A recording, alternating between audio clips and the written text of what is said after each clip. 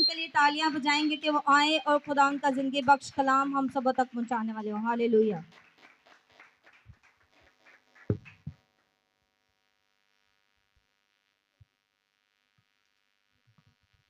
Praise the Lord. खुदावंद यीशु मसीह के अजीम जलाली और मुकद्दस नाम में आप सबों की सलामती हो। क्या आप सब खुश हैं? हालेलुया। आइए दोनों हाथों को उठाइए और दोनों हाथों को लहरा कर जरा जोर से कहें हालेलुया, हालेलुया। आइए जोरदार तालियां बजाएं खुदा के जिंदा और मुकद्दस कलाम के लिए। बाइबल मुकद्दस में लिखा है ये एक चिराग है। खुदा का कलाम क्या है? चिराग है। फिर लिखा है खुदा का कलाम रोटी है। ये जिंदगी की क्या है? और फिर कलाम मुकद्दस में लिखा है खुदा का कलाम आईना है। क्या है? जब हम आईने या शीशे के सामने खड़े होते हैं तो शीशा हमें बताता है कि हमारे चेहरे पर क्या दाग धब्बे हैं, हमारा रंग, हमारा कलर कैसा है। तो इसी तरह खुदा का कलाम भी हमें बताता है कि हमारी जिंदगी कैसी है। आमीन। गुज़रे दिनों हमने रूहानी जंग पर खुदा के कलाम को सीखा था।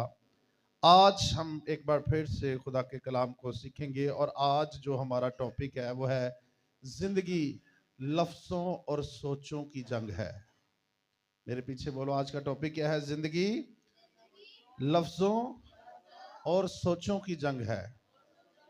अपने साथ वाले को कहें, हाथ मिलाएं, उसके साथ हाथ मिलाएं, स्माइल पास करें। जे तो ਤੁਹਾਡੇ ਦੰਦ ਪੀਲੇ नहीं थे, हाँ खट्टे दंद नहीं थे, फिर स्माइल पास करो। नाल दे ਨੂੰ ਕਹੋ, ਜਿਹੜੇ ਅੱਗੇ ਪਿੱਛੇ ਬੈਠੇ ਨੇ ਉਹ ਨਾਲ ਦੇ ਨੂੰ ਕਹਿਣ, ਪਿੱਛੇ ਅਗਲੇ ਪਿਛਲਿਆਂ ਨੂੰ ਕਹਿਣ, जिंदगी अल्फाजों और सोचों की जंग है।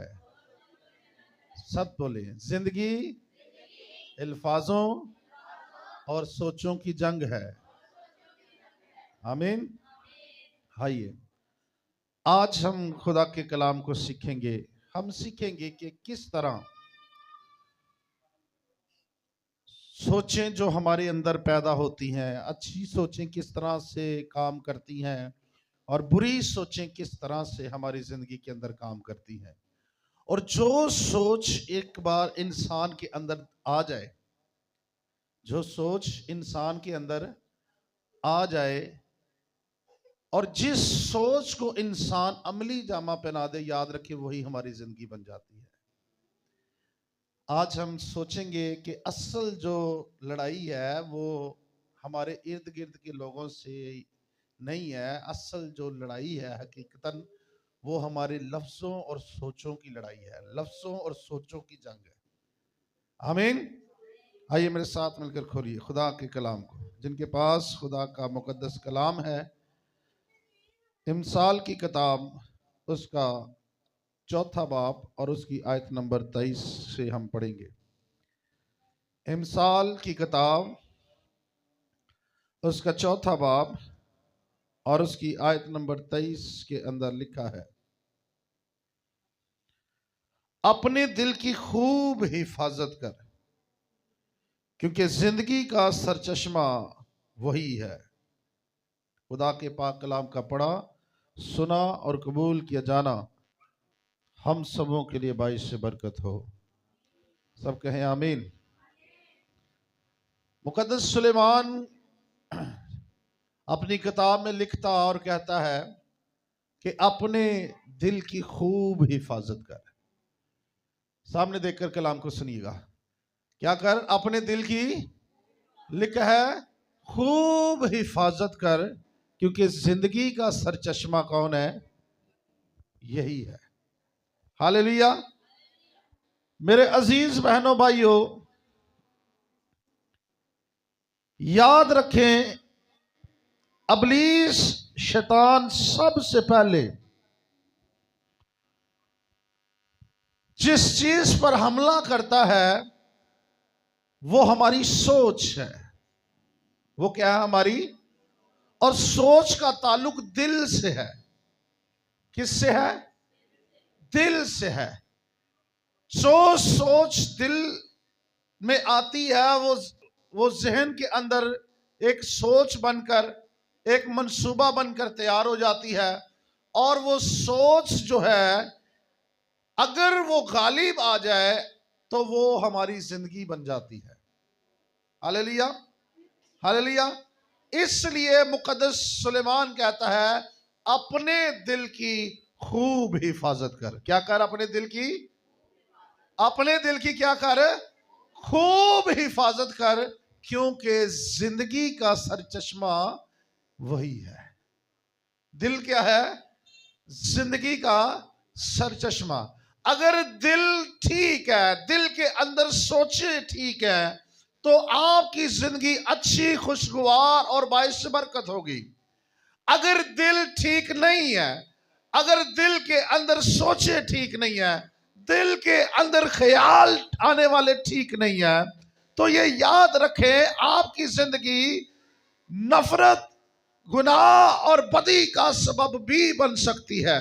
यानी जैसी हमारी सोच होगी और जैसे हमारे मुंह से लफ्ज निकलेंगे, ये बात गौर से सुनिएगा, जिस तरह की सोच हमारी होगी और जिस तरह के अल्फाज हमारे मुंह से निकलेंगे, वो अल्फाज और वो सोच जो हमारी जिंदगी, हमारे मुंह से निकलती है, वो हमारी जिंदगी की बुनियाद रखती है।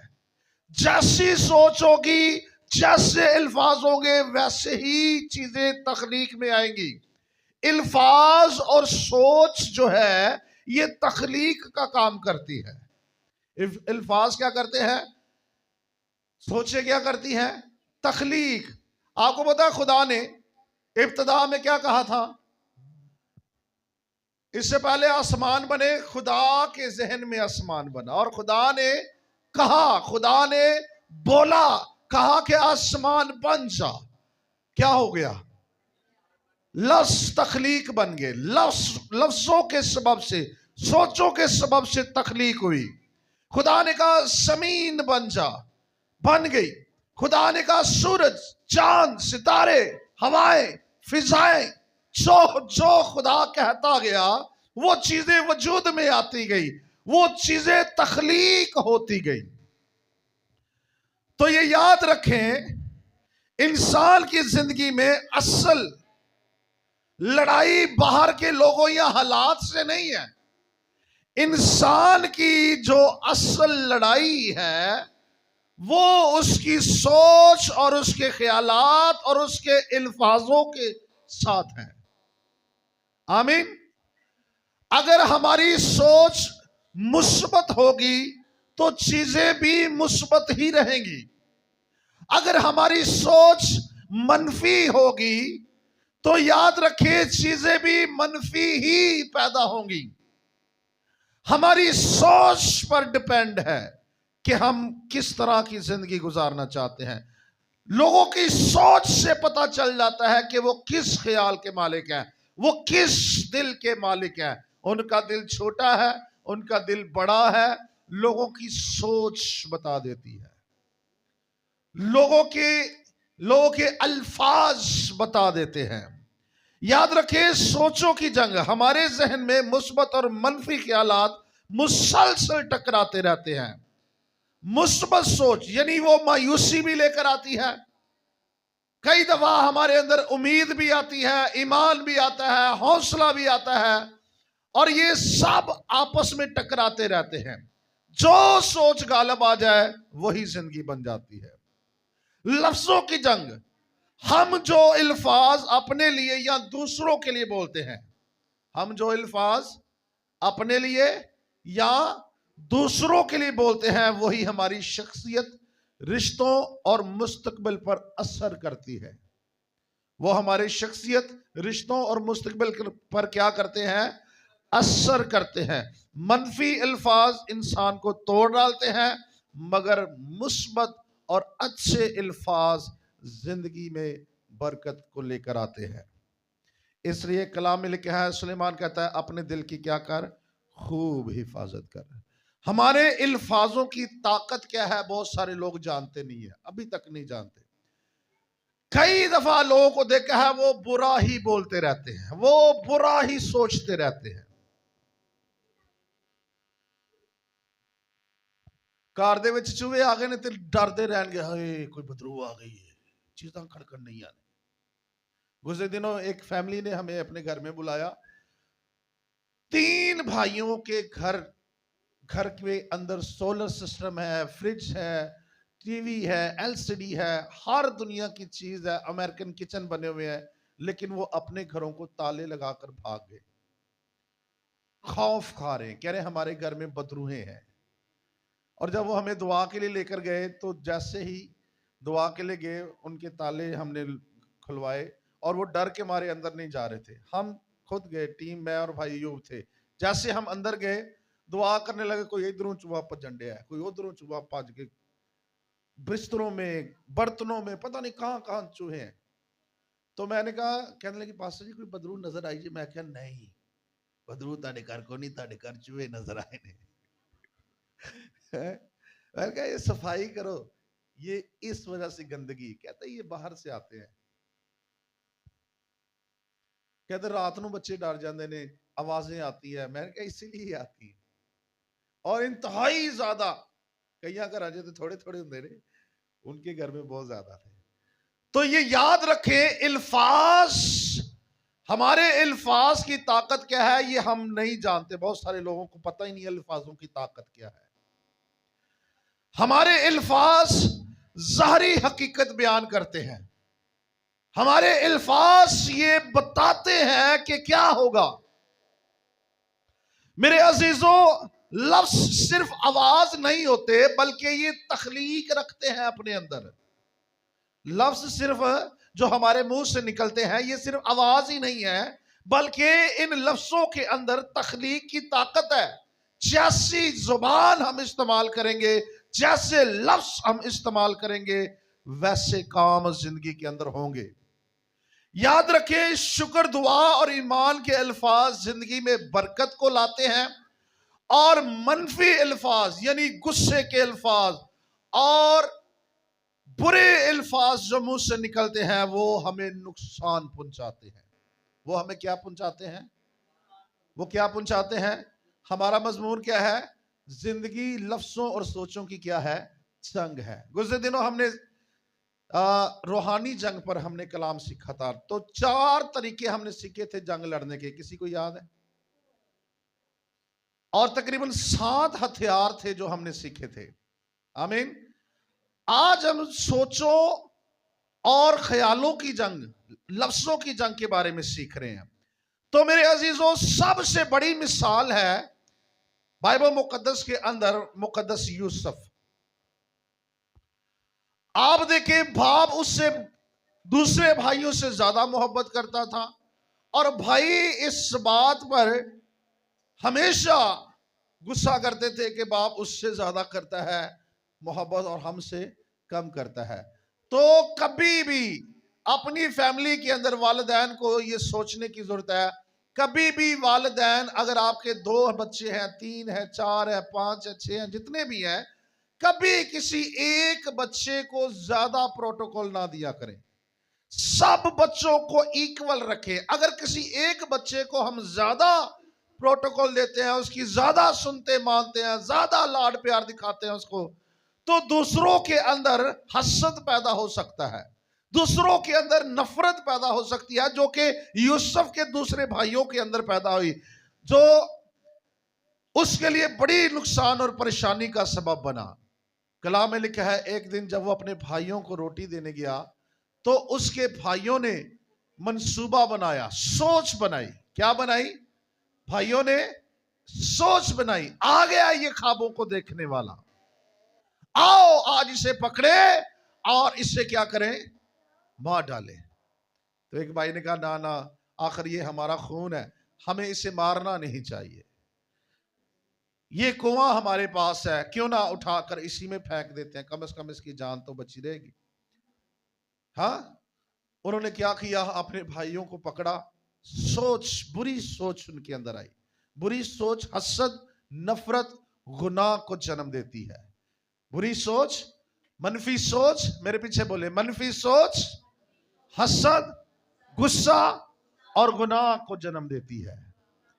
आप देखें, उसके भाइयों ने, यूसुफ के भाइयों ने उसे पकड़ा और उसे उठाकर पहले कुएं के अंदर डाल दिया। उठाकर कहां पर फेंका? भाई भाई के लिए मनफी सोच रखता है। आज भी दुनिया के अंदर बहुत सारे लोग ऐसे ही हैं जो एक दूसरे के लिए मनफी सोच रखते हैं।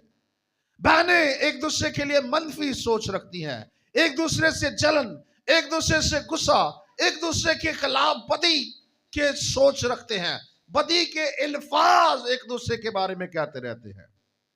कई बहनें तो ऐसी हैं, भाई ऐसे हैं, और सीने के सामने खलो के गाल नहीं करेंगे और पीछे चुगलियां ही करते रहेंगे।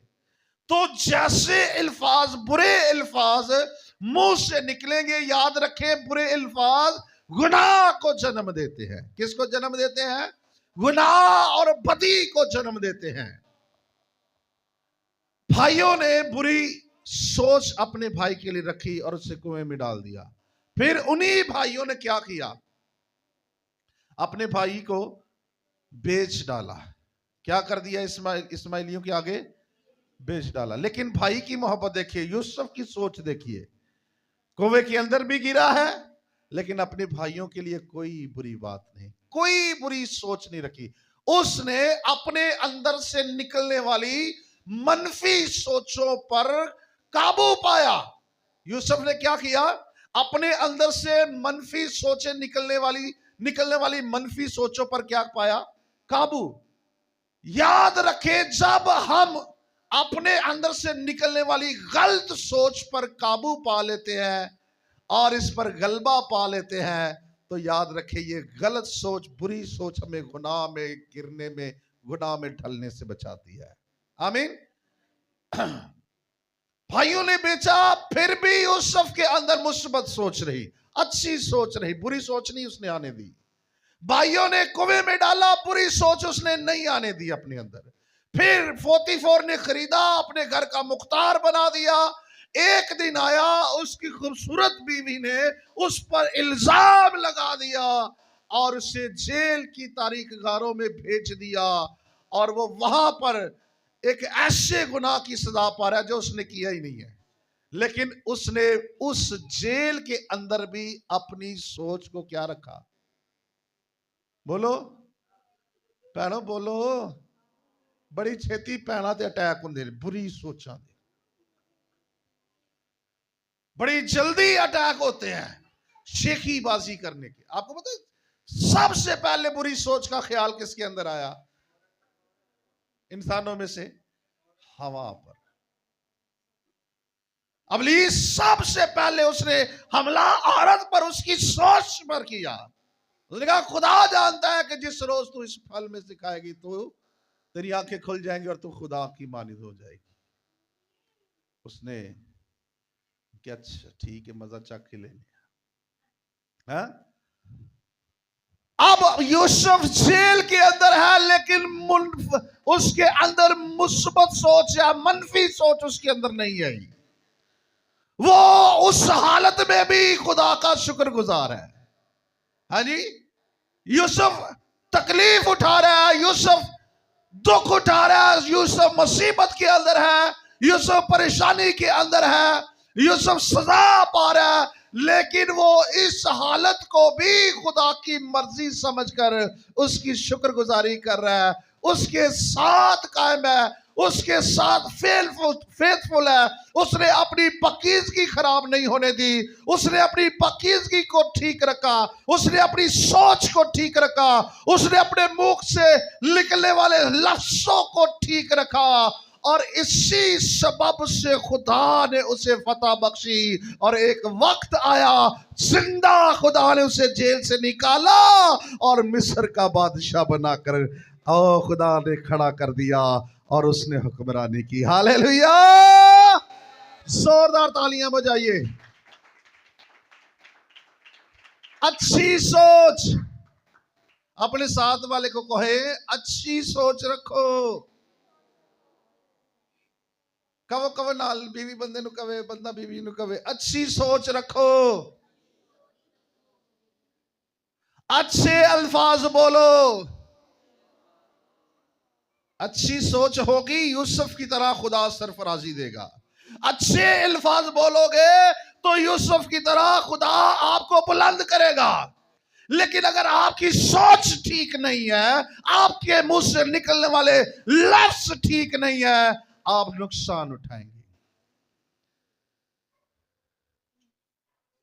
जे बीवी अपना घर खराब करन ते आ गई ना, उन्हें इस गल की जिद बन ली कि मैं तेरे नाल नहीं रहना, मैनू तलाक चाहिए, ते तलाक हो जाएगी, घर खराब हो जाएगा, तबाही और बर्बादी आ जाएगी। गुज़रे दिनों एक केस हमारे पास आया। वो बहन अपने बच्चों को छोड़कर आ गई, किसी जवान लड़के के मोहब्बत में, कहती मैंने इसके साथ ही रहना है। 4 बच्चों को छोड़कर आ गई। मैंने उससे हवालों के साथ, बाइबल के साथ समझाया। तकरीबन 2 घंटे मैंने उस पर लगाया। मैंने कहा बेटा तेरे बच्चे हैं, तेरी एक बेटी है, और तेरे बेटे वो तो तेरे बगैर रहते ही नहीं है। उसने अपने अंदर एक ऐसी गंदी सोच बना ली कि नहीं, कुछ भी हो जाए मैं ऐसे मुंडे नू छड़ के नहीं जाना। सबने समझा लिया। कोई आकर अपने दुपट्टे उसके आगे रख रहा है, कोई आकर बाप उसके आगे अपने सर की चादर पग रखन दिया है, और मां चादर आगे बिछा रही है, मिन्नतें कर रही है। लेकिन उसने सोच बना ली, ना, जिस तरह की सोच हमारी होगी उस तरह के काम हमारी जिंदगी में होंगे। और वो 4 बच्चों की मां, बल्कि 6, 2 उसके मर गए थे, पता चला वो 6 बच्चों की मां है। 4 बच्चों की 2 उसके मर गए और 4 उसके, 6 बच्चों की मां, वो अपने बच्चों को, अपने घर को छोड़कर किसी गैर मर्द के लिए सब कुछ छोड़कर उसके पीछे चल पड़े। क्या पैदा हुई अंदर? बोलो, बुरी सोच। आप सोच ले कि मैंने वेट लूज करना है। आप एक सोच बनाए, मैंने वेट लूज करना है, मैंने एक्सरसाइज करनी है, मैंने सुबह उठना है, मैंने अपनी डाइट प्लान करनी है, ये चीज मैंने खानी है, ये चीज नहीं खानी। अगर आपकी ये सोच बन गई तो मैं आपको बताऊं 80% काम आपने कर लिया है।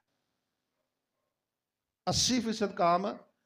अगर आपकी सोच है मैंने सुबह सवेरे उठकर खुदा के घर में जाना है, मैंने दुआ करनी है, मैंने रोजा रखना है, मैंने इबादत करनी है, आपकी सोच अगर बन गई है, आपने अपने आप को इस चीज के लिए तैयार कर लिया है, आप 80% अपने मंसूबे में कामयाब होंगे। आपकी सोच ये तय करती है कि आप आगे कहां तक जाएंगे। अगर आपकी सोच ये है कि बस वेलियां ही खानियां ने, बस घरदियां ने भी तंग करके रखना है, मापियों ने भी तंग करके रखना है, तो ये याद रखें, कोई बंदा आपको समझा नहीं सकता। कोई बंदा दुनिया की अच्छी सी अच्छी जॉब आपको ऑफर कर दे, नहीं हो सकती। सोच। अगर आपने ये सोच लिया है कि बंदे दे नक च दम करके रखना है, तो जितना मर्जी समझा ले कोई आकर, बंदे दी खैर को नहीं।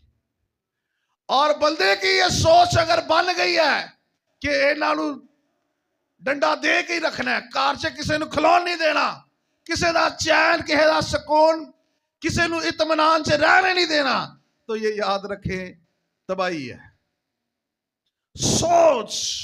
हमारी असल लड़ाई अल्फाजों और सोचों की है, हमारे अंदर के इंसान से है। बाहर वाले ने यही अभी वक्त पाया होता है, अंदर जो सोच बन गई है बस वो काम कर जाएगी।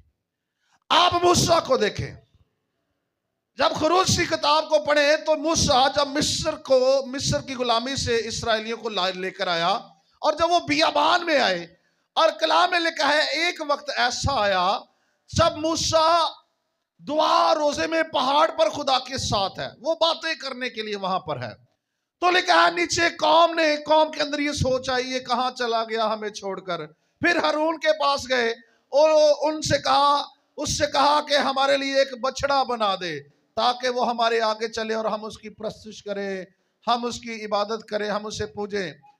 और हारून उनके बातों में आया और कलाम में लिखा है उसने सबसे सोना लिया और औरतों ने अपने जेवर दिए, सोना दिया, और उसने वो सोना लेकर भट्ठी में डाला, आग की भट्ठी में, और उसमें एक तराशी हुई मूरत बछड़े की निकल आई। और लोग कहने लगे यही हमारा खुदा है, यही हमारा मबूद है जो हमें गुलामी से लेकर आया है और हम इसकी प्रस्तुत करेंगे। वो नाचने लगे, वो झूमने लगे, वो जश्न करने लगे, वो नशाबाजी करने लगे, वो बुरे कामों के अंदर मुब्तला हो गए, वो बुत परस्ती करने लगे। और जिंदा खुदा ने जब ये देखा तो खुदा ने मूसा से कहा है, मूसा देख ये लोग बुरे काम कर रहे हैं, इन लोगों ने बुत परस्ती की है, इन लोगों ने बुतों को पूजना शुरू कर दिया है, मुझ जिंदा खुदा को छोड़कर अब मैं इनको हलाक कर डालूंगा। खुदा ने क्या कहा? अब मैं इनको क्या करूंगा? हलाक कर डालूंगा। लेकिन लीडर की सोच देखिए, एक लीडर जो है वो अपनी कौम के लिए बहाली, रिहाई और छुटकारे का सबब बन सकता है। जैसे मूसा नीचे आया और मूसा ने वो सारा मंजर देखा जो लोग बछड़े को बनाकर कर रहे थे, और फिर लोगों को उसने झिड़का, डांटा और उस बुत को तोड़ा, और फिर खुदावन के आगे वो खड़ा हो गया। उसने कहा, ऐ खुदावन, अगर तू इन लोगों को हलाक करेगा तो मेरा नाम भी किताबे मुकद्दस से क्या कर दे? काट डाल। मेरा नाम भी उस किताब से जिसमें तूने लिखा है क्या कर दे? काट डाल। इनको माफ कर दे, इनको मौका दे। और मूसा की इस जबरदस्त कोशिश के सबब से उस वक्त के लोग हलाकत से क्या हो गए? क्या हो गए? हाँ जी, क्या हो गए जी? कैसी जबरदस्त सोच। खुदा ने फिर क्या किया? अपने खुदा को अपना इरादा बदलना पड़ा। खुदा को अपना इरादा बदलना पड़ा और खुदा ने उनको माफ कर दिया। आमीन।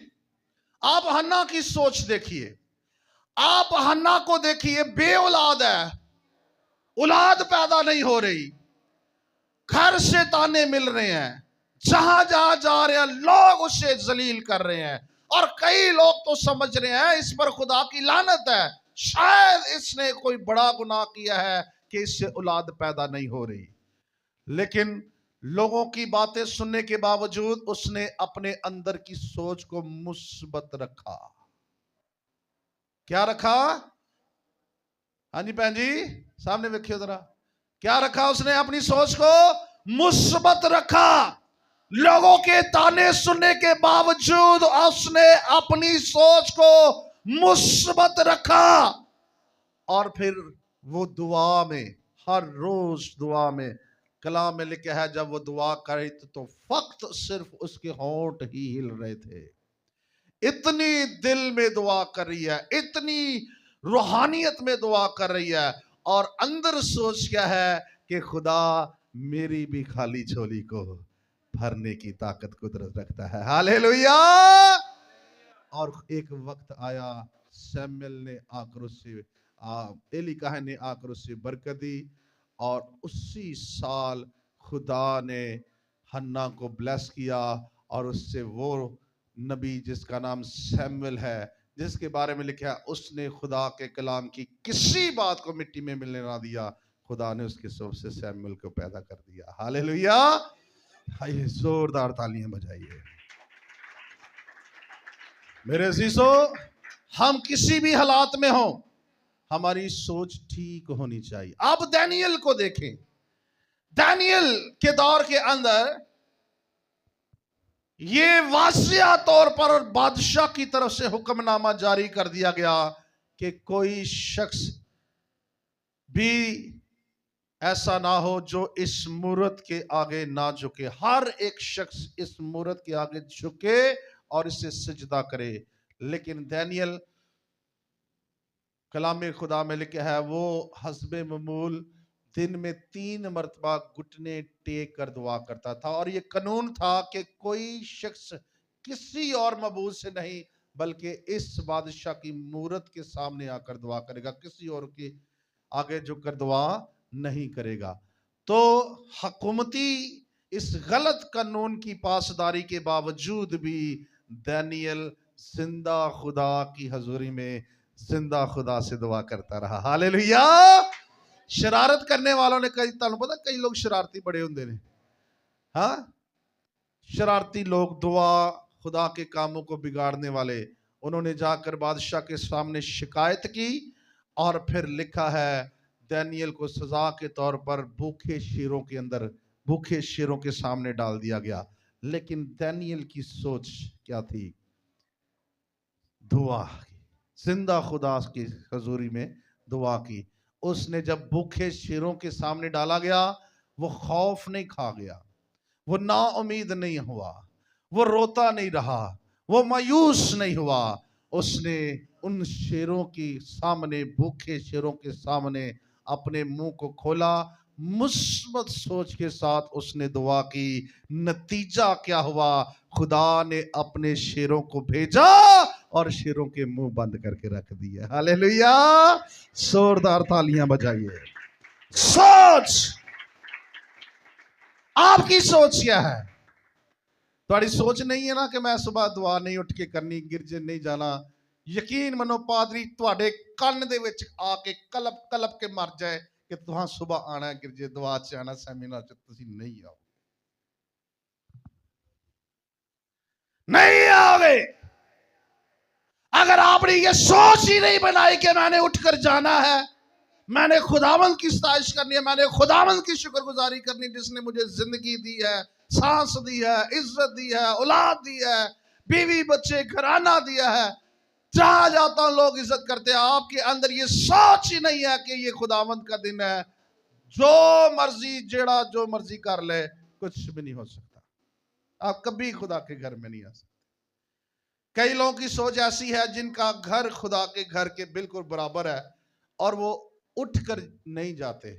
और कई लोगों की सोच ऐसी है, वो मीलों दूर भी होना, वो पाए उन्होंने पैदल चल के क्यों ना आना पए, पाए रिक्शे करा के क्यों ना आना पए, वो आउंदे ने। हालेलुया। सोच, सोच है। ये नहीं कि उधर पादरी साहब की कोई दुआ बहुत ही असर कर दी उन्होंने घर ते इधर नहीं कर दी। ये हमारी सोच है। अपनी सोचें ठीक करें, अपनी सोचें, साथ वाले को कहें अपनी सोचों को ठीक करो, कह दियो। हाँ, अपनी सोचों को ठीक करो। हालेलुया। आप खुदावंद यीशु मसीह की सोच को देखें, हमेशा मुस्बत सोच रहती थी। एक दिन एक कोढ़ी उसके पास आया, कहने लगा खुदावंद अगर तू चाहे तो मैं अच्छा हो सकता हूं। यीशु उसके पास गया और यीशु ने उस पर हाथ रखा। क्या किया यीशु ने उस पर? हालांकि कानून ये था कि कोई किसी कोढ़ी को हाथ नहीं लगा सकता। कोढ़ी को अगर कोई छूता है तो वो नापाक है, और अगर कोढ़ी किसी को छू लेता है तो फिर भी वो क्या है? नापाक है। लेकिन जैसे वो पुकारा, कहने लगा खुदावंद मैं नापाक हूं, मैं चाहता हूं कि तू मुझे पाक साफ कर दे। खुदावंद ने उस पर हाथ रखा और कहा मैं चाहता हूं कि तू पाक साफ हो जा। उसी वक्त उसका कोढ़ उससे जाता रहा और वो पाक और साफ हो गया। Hallelujah, hallelujah, hallelujah. सोच, जितने बीमार, जितने कमजोर, जितने लाइलाज यीशु के पास आए, सोच डिपेंड करती है कि मौजूदात होंगे या नहीं होंगे। खुदावंद यीशु ने जो जो बीमार उसके पास आता रहा, खुदावंद उनसे कहा जा तेरे ईमान ने तुझे अच्छा किया है, जा तुझे अच्छा कर दिया गया है। हालेलुया। तू क्या चाहता है कि मैं तेरे लिए करूं? खुदावंद अगले की सोच के मुताबिक भी काम करता रहा और उसकी खुद अपनी सोच के सबब से मौजूदात होते रहे। आमीन, हालेलुया। कितने लोगों को समझ आ रही है? इसलिए अपनी सोच को ठीक कर लें, अपनी सोच को ठीक करें, मनफी सोच ना रखें, बीवी के बारे में मनफी सोच ना रखें, बीवी शौहर के बारे में मनफी सोच ना रखें। हाय, इधर नंबर क्यों बिजी जा रहा है, हैं? यदि कॉल क्यों नहीं लगन डई, कितने गई सी, गिरजे च इन्नी देर क्यों लग गई है, बड़े नवे कपड़े पा के जा रहे हो, खैर ते है, हैं? बुरी सोच नहीं आनी चाहिए। बुरी सोच होगी शैतान हमला करेगा, बुरी सोच होगी शैतान क्या करेगा। एक भैन आके ना मैंने कह लेंगे पास्टर जी इन्हू समझाओ कुछ, बुढ़ा हो चला जी। मैं की होया पास्टर जी, लड़न दिया शक करन दिया जी, साडे बच्चे हुण विआह उम्र उन्हां दी उम्र आने के विआहे जान, दादी नानी बनन दी उम्र च ते हुण शक करन दिया। मैं क्या होया कि ऐ जो शादी तो पहले मैं किसी होर ना मंगी सा ना, वो किते शादी ते आया सी ते सलाम दुआ हो गई ते एदा मुंह बन गया, ਇਹਦੇ ਨਾਲ क्यों मिले, ਇਹਦੇ ਨਾਲ क्यों सलाम हाय रिश्तेदारी है पास्टर जी की हो गया है। ਹੁਣ ਇਹਨੂੰ ਇਹ ਤੇ ਖਿਆਲ ਹੋਣਾ ਚਾਹੀਦਾ ਨਾ ਤੇਰੇ ਚੋਂ ਮੇਰੇ ਬੱਚੇ ਨੇ, ਅੱਧੀ ਜ਼ਿੰਦਗੀ ਮੈਂ ਤੇਰੇ ਨਾਲ ਕੱਢ ਛੜੀ ਹੈ ਤੇ ਹੁਣ क्या है डेले कट कट के वेंदा पिया, किथे जा रही अगे पीछे कभी ख्याल ही नहीं। बुरी सोच आ गई है, क्या आ गई है? अपनी सोचों को ठीक करें, सोचों को क्या करें? ठीक करें। हालेलुया। कई औरतां बंदे ते इन्ना कुछ शक कर दियां ने, इन्ना कुछ वो किसी भैन भरा नाल भी गल कर लैणगियां, उन्होंने कोई गल है वे, हैं कोई गल है वे, दाल च कुछ काला भावें होए कख भी ना, एवं तड़का ला के रखिया हुंदा है जी। असल जो हम जिंदगी का दारोमदार है वो सोच है, वो लफ्ज है। अपने लफ्जों को ठीक करें। अगर आपने ये सोच लिया है कि मैं दुआ में जाऊंगा, मैं दुआ करूंगा, मैं फास्टिंग करूंगा, मैं रोजे में ठहरूंगा, मोजज़ात होंगे, खुदा के घर में हम जाएंगे, खुदा के घर भरा होना चाहिए, तो ये याद रखें जैसी सोच होगी वैसा होगा, वैसा होगा। Hallelujah, hallelujah. मेरे अजीजों, बाइबल मुकद्दस हमें बहुत कुछ सिखाती है अगर सोच के ताल्लुक से हम देखें, लेकिन आज के लिए हमें इतना ही काफ़ी है। आए हम अपनी सोच को ठीक करें। बाज़ औक़ात लोग खुदा की बादशाही के काम को बढ़ने में रुकावट का बायस है। क्यों? क्योंकि उनका दिल बहुत छोटा है। दिल क्या है? दिल क्या है? दिल बहुत छोटा है। हमारा जो, ये याद रखिए, अगर आप खुदा के मंसूबे में हैं, आप खुदा के लोग हैं, मसीह हैं, आपका दिल कभी छोटा नहीं होना चाहिए।